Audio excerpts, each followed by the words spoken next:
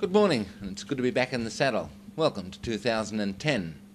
We're just back from New South Wales, from the floods. Our assignment, which we chose to accept, took us to Coonamble, now all but isolated.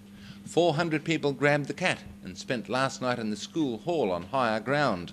The Castlereagh River, for years a river of sand, dry as a drover's dog, was just 40 centimetres from its levee banks. The SES was there in preparation as we drove on to Kumbara, floods closing the road behind us and isolating Burke from Walgett. But this was still the best news the Outbacks had in 20 years. At one bridge across the Castlereagh, we joined families celebrating with champagne and the sun not yet over the yard arm as they stood watching and waiting for the first signs of the flow. For them, the drought had broken. Water is a vote-changing issue in South Australia in the next state election.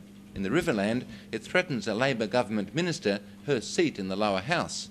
In the lower Murray, riverbank collapses threaten not just a seat, but the house itself. Dozens of shacks are about to disappear because low water is making the banks collapse. We crossed the Darling at Wilcannia, once the largest inland port in Australia, where paddle steamers loaded to the gunnels took the wool clip downriver to Goolwa.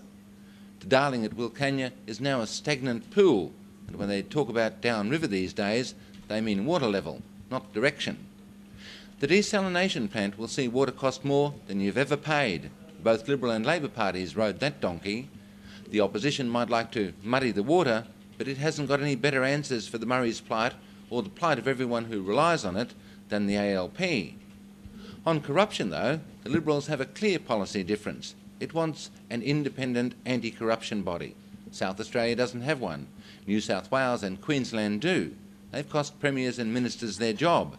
In Queensland, lobbyists are not allowed to serve on government boards. They're banned from getting paid by the state.